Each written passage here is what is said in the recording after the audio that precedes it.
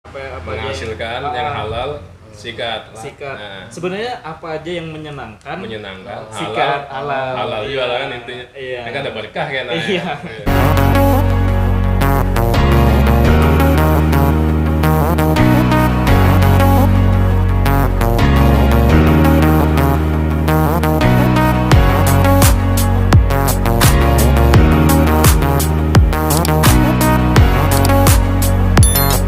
Warahmatullahi wabarakatuh. Waalaikumsalam. Waalaikumsalam warahmatullahi wabarakatuh. Salam kawal inspirasi. Ya, malam ini kita mau ngobrol-ngobrol sama salah satu pemuda kreatif di Desa Bakungan. Tapi seperti biasa, sebelum kita berkesahan, apa Wal? Jangan lupa like, subscribe, dan share sebanyak-banyaknya. Salam kawal inspirasi. Bro Hafid, Yuk, gimana kabar Wal? baik. Masih banyak yang dikerjain. Oh iya. Apa ini usaha nih sekarang? Sekarang itu Lagi ngerintis mebel ya? iya, Usaha jadi mebel ya? 2 tahunan ini 2 tahun sudah. kurang lebih ngerjain usaha mebel custom. Jadi mau perabot, mau furnitur bisa. Sesuai permintaan aja ya? Iya, jadi Request gitu ya? Request. Request dari ini pelanggannya ya? Mm-mm. Nah, Untuk pertama kali mebel nih gimana Wal? Maksudnya kok kepikiran, buka mebel dah, usaha Oh, gue. jadi punya temen. Ya, benar. Jadi punya temen yang pengrajin kayu memang. orang sini juga Orang Bakungan? sini, si Dadang namanya kan. Hmm. Nah, Dadadang gitu. Ya. Oh, lain. beda. Jadi Hmm. Mas Dadang ini Nah, temen lama, temen nongkrong. Akhirnya jalan ke sana tuh, setiap nongkrong di rumahnya pasti lagi bikin apa. jadi penasaran lah dari situ ya? Penasaran. Kenapa? Nah, suatu ketika diajakin untuk ikut pelatihan Latihan Jadi di ada- mana itu? di UPTD UMKM di Panjaitan di Samarinda. Samarinda Panjang. Nah, jadi di situ pelatihan seminggu bisa, tapi kan belum punya alat Iya, segala iya. macam. Jadi Hmm. ya awal-awal masih ikut Dadang. Dan gimana sih Hmm. bikinnya, gimana tips-tipsnya gimana? Karena kan Iya. Karena nggak semudah itu kan? iya, jadi Supaya kokoh juga kan? jadi ada namanya ilmu tukang luar Mm-mm. sama ilmu tukang kampung. Oh, Nah, luar jadi itu. biasa ilmunya. Jadi kadang suatu barang tuh mesti dipakai ilmu yang mana nih? Mm-mm. Ada tuh. Jadi ya memang mesti belajar sama yang ahli kalau untuk Iya. ini pengrajin kayu ini. Iya. Gitu, Mas. Terus ada namanya ini, nama mebelnya apa, nama usahanya? Kalau usaha ini namanya tuh Precap Custom Wood. Precap Ya. Custom Wood. Wah, harap juga ngarannya lah. Jadi dia tuh Katanya. singkatan. Ngerti. Iya, singkatan. Iya, makanya saya mau nanya lagi nih. Artinya apa ya kan? Jadi Aduh. jadi Precap itu singkatan dari pengrajin kayu custom. Pengrajin. Pengrajin Pengrajin kayu kayu. bakungan. Jadi Precap. Oh, pakai B ujungnya. Iya. Oh, iya. Mantap. Precap pengrajin kayu bakungan custom. Hmm. Gitu. Custom wood tuh cuma buat ngasih tahu aja. Kalau kita menerima atau mengebuka untuk custom aja Custom gitu. sesuai request. Iya, secara request. Apapun bisa. Nah, untuk omset gimana nih, Wal? Mantap kah? Hariannya atau per bulannya omset? Kalau omset kan untuk tukang custom tuh, pengrajin kayu custom biasanya tuh per bulan mereka tuh, karena untuk nerima pesanan pun biasanya ditunggunya waktu tunggunya lumayan lama. Jadi kalau untuk per bulan tuh, kalau full 1 bulan bisa minimal tuh 5 juta udah dapat. 5 juta ya. Tapi ya tergantung sama skill kita tadi. Skill kita tadi. Terus pertemanan juga, koneksi. Jadi mesti ya menjadi manusia yang baik. Itu sudah sama bahan nggak? 5 juta tuh bersih kah atau gimana? Iya, bersihnya. Bersih 5 jutaan lah. Mm-mm. Terus ini ngejain seorang kah? Ngejain sendiri atau ada karyawan juga? Oh, kalau karyawan itu kita gini Mas, jadi kan pengrajin banyak nih. Jadi ada aku, Dadang, ada Mas Aheng segala macam, Om Adi. Workshopnya di mana? Masing-masing. Masing-masing. Jadi rata-rata mereka tuh workshopnya di rumah sendiri. Hmm. Nah, kalau misalnya kedapatan pesanan yang banyak, Kalau misalnya 1.000 berapa kita bagi-bagi, 2,5 di dadang, 2,5 di Misalnya, aku iya, gitu. Jadi makanya tadi tuh kalau mau jadi pengrajin kayu yang custom apalagi ya yang rumahan tuh memang mesti temenan gitu. Jadi biar nggak kecapean juga gitu. Harus kerjasamanya kuat juga ya. Ya berbagi rezeki juga. Berbagi rezeki. Benar-benar Wal. Jadi sebelumnya kerja di mana bro? Atau memang sudah usaha dari awal mebel ini? Oh, jadi kalau mebel kan baru 2 tahunan. Oh iya benar. Dulu itu pertama kali kerja di tambang sempat. Perusahaan tambang lah. Jadi dekat-dekat sini juga. Iya. Driver LV gitu. Sempat 4 tahun. Terus keluar dari tambang Tuh pergi pagi pulang pagi. pergi pagi pulang pagi, kadang pergi sore pulang subuh gitu kan. Sip malam. Iya. Jadi agak bosen. Nah, akhirnya berhenti nyoba buat freelance. Jadi apa aja yang menghasilkan yang halal sikat. Nah. Sebenarnya apa aja yang menyenangkan sikat halal juga kan intinya. Iya. Kan ada berkah kan. Iya. Itu gawat itu. Ya, iya. Jadi hobi tapi menghasilkan. Betul. Mantap Wal. Jadi dari 2015 tuh inspirasi banget ya kan. Amin. Jadi dari 2015 tuh terjun ke sungai, ke dunia air. itu kalau panas. Oh iya. Jadi 2015 terjun freelance sampai sekarang tuh udah banyak yang dikerjain, dari bikin videografi, bikin segala macam fotografi, terus sempat di freelance di bagian mobil juga. Oh iya. Gitu, di IO juga pernah. Pokoknya apapun lah ya. Iya. Sudah profesi. Iya, alhamdulillah kecantolnya bisa sustain di kayu ini. Gitu Mas. Jadi gimana bro perasaannya? Enak kerja di tempat yang sebelumnya atau buka usaha sendiri seperti sekarang? Wah, kalau mana tuh? Sebenarnya ya pasti semua juga mikirnya sama, ada hitam putih. Pasti plus minus lah ya. Wujud. Tapi kalau di aku sendiri tuh Mas, enaknya tuh jadi bisa ngerawat diri gitu. Ya kan, jadi perawatan skincare. Itu ya. Terus kayak sholat. Bukan cuma cewek ya, cowok juga mesti ya kan. Terus gimana? Jadi kayak sholat juga, terus bersosialisasi juga bisa. Waktu ajan langsung aja kan, ada yang jadi fleksibel, kita sendiri yang ngatur, melatih kemandirian juga. Si freelance ini, pokoknya berwira swasta ini, jadi ya itu poin yang saya rasakan aja gitu. Siap. Yang enak gitu. Pasti ada lah ya plus minusnya. Dalam usaha ini pasti ada kan kesulitan-kesulitannya selama membangun merintis nih kan. Apa aja tuh Wal? Kalau kesulitan tuh ya pasti di tenaga. Tuh tenaga lah. Jadi kadang tuh kita tuh namanya terlalu semangat nih, sampai tengah malam ngerjain. Ya, tapi kan? Namanya suka tadi Bang. Iya. Akhirnya ngedrop. Nah makanya di situ tadi, ya itu tadi balik lagi ke belajar mandiri dengan terjun sendiri. Kalau kesulitan yang lain itu paling di manajemen sih, karena kan manajemen waktu, manajemen apa nih? Manajemen segala hal kayaknya. Karena kan ketika misalnya contoh kecil-kecilannya itu kayak gini, ada pelanggan masuk, ada customer nih pesan satu kecil murah, terus nanti tiba-tiba masuk lagi, akhirnya ada 2, 3, 4. Nah itu kita mesti bijaksana buat gimana ngerjain yang mana duluan. Mana nih yang harus diturunkan? Biasanya yang pesan duluan dong biasanya. Bisa, bukan? Tapi tergantung lagi sama mereka deadline-nya kapan. Iya. Jadi gitu. Makanya ya itu tadi mesti terus mencoba untuk stay kontak sama si pembeli.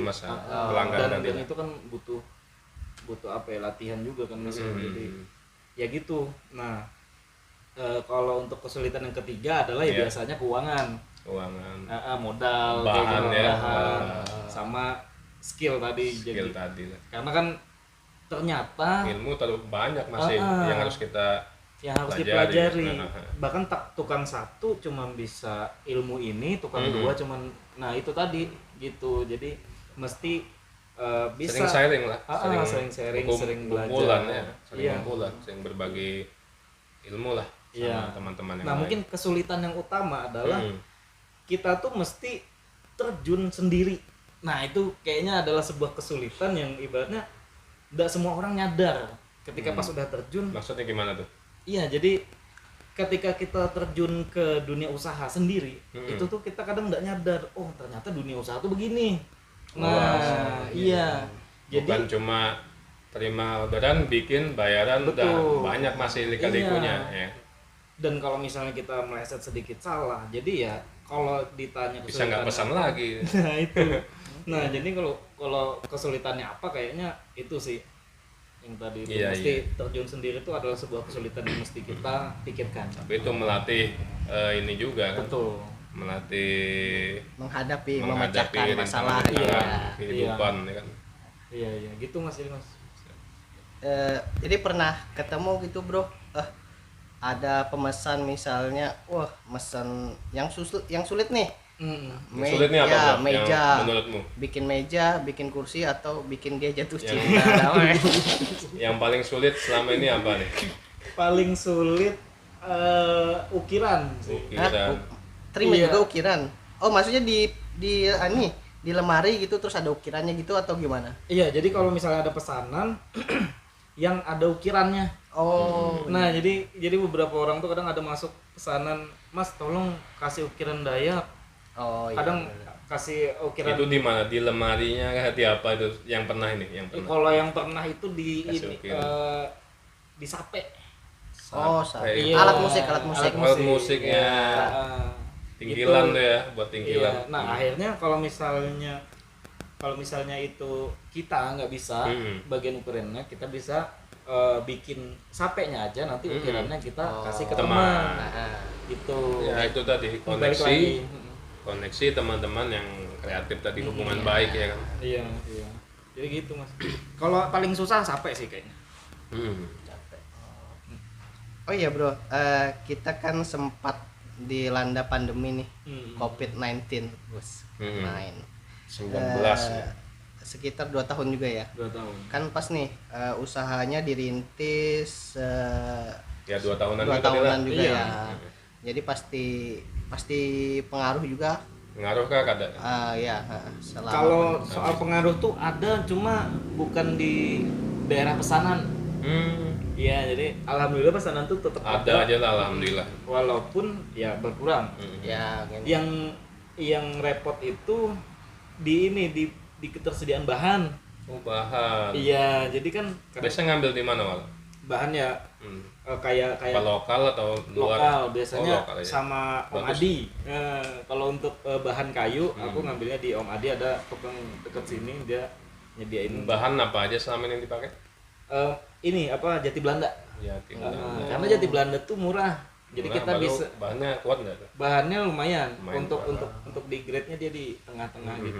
Terus indah juga loh. Indah di ukir-ukir bisa lah. Om Adi di mana itu? Jadi Om Adi itu kebetulan kakaknya Dadang. Oh. Masih muter-muter juga. Rumahnya deket. Nah seperti ini. Ya. Ini hasil buatan teman kita nih. Terima kasih banyak. Siap. Mudahan berguna. Alhamdulillah, amin terus, pasti kita pakai terus. Amin, ya siap.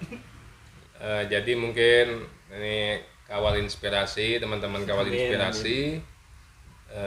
Mungkin ada yang mau disampaikan, saran atau motivasinya buat teman-teman anak-anak muda ini yang mau mulai wirausaha. Nah, silahkan Wal. Jadi kalau dari saya nih ini aja sih Mas, untuk memulai wirausaha tuh pertama mesti ditekuni dulu nih. Ditekuni di bagian ilmunya. Jadi sebelum turun tekuni dulu nih. Niat dulu kali ya. Sebelum turun tuh kita pelajarin dulu nih apa aja sekiranya mampu apa enggak, terus pelajari juga do and don'ts-nya kan ada tuh. Apa artinya tuh? Iya, yang boleh dan yang jangan tuh. Iya.